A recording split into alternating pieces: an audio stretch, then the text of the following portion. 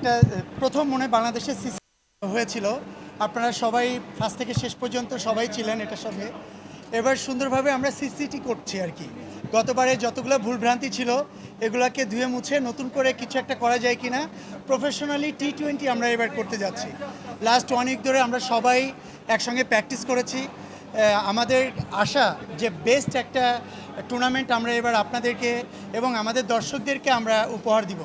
তারা শুধু দেখবেই না যে আমরা তো এখানে অনেক সার্কেলের লোক আছি, যারা সেলিব্রিটিরা যারা খেলছে। এবার আমরা কেউ মডেল আছি, কেউ চলচ্চিত্রে আছি, কেউ নাটকে আছি, কেউ কন্টেন্ট ক্রিয়েটর আছি। তার সবাই মিলে যে আমরা আসলেই সুন্দর একটা ক্রিকেট বা ক্রিকেট টুর্নামেন্ট উপহার দিতে পারি, সেটা এবার আমরা প্রুভ করে দিব ইনশাল্লাহ।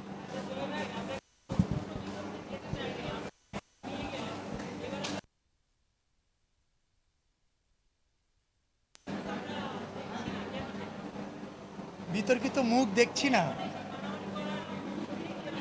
না না, অ্যাকচুয়ালি মারামারি করার ইচ্ছা তো কখনোই কারোর ছিল না, গতবারও ছিল না। এটা একটা পরিস্থিতি, শিক্ষণ মন মাইন্ড চেঞ্জ। এবার আমরা মানে বদ্ধপরিকর যে আমরা সুন্দর একটা সিসিটি মানে আমাদের যে সেলিব্রিটি যে টুর্নামেন্টটা, সুন্দর একটা টুর্নামেন্ট আমরা উপহার দিব।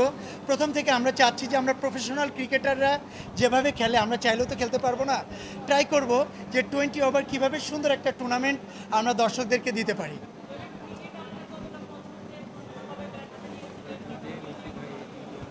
ক্রিকেট তো আমি আমার সিনেমার পাশাপাশি আমি সবসময় ক্রিকেট খেলে থাকি।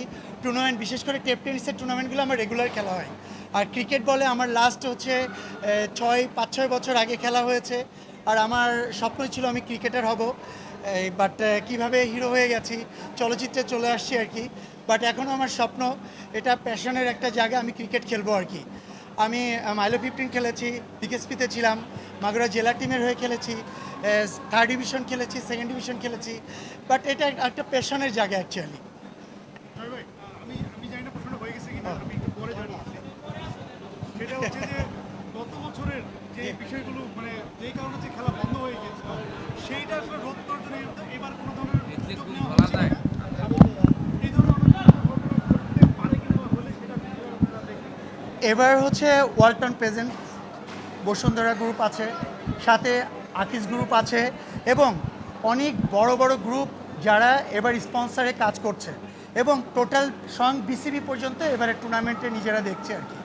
সো আমরা যদি সত্যিকারে আমাদের ব্যক্তিত্ব হোক, মনুষ্যত্ব হোক, এটা যদি ধরে রাখার ট্রাই করি, শুধু খেলতে আসছি আমরা, এটাকে ফোকাস করে খেলার ভিতরে যদি ফোকাস করে, আমার মনে হয় না কারো সে মেন্টালিটিটা এবার আসবে। কারণ গতবার যেটা হয়েছে এটা ভুল হয়েছে, এটা সবাই জানি আমরা। একটা সিচুয়েশনটাকে কেন্দ্র করে আমরা একটা পুরো টুর্নামেন্টটাকে নষ্ট করে দিয়েছিলাম। সেই জায়গাটা থেকে এবার চাচ্ছি আমরা সেটাকে রিকভারি করে বেস্ট একটা টুর্নামেন্ট বাংলাদেশের দর্শকদেরকে উপহার দেওয়ার জন্য, যে আমরা শুধু অ্যাক্টিং করি না, মডেলিং করি না, আমরা চাইলেও ভালো ক্রিকেট খেলতে পারি মাঠে। জি, thank you so much, thank you.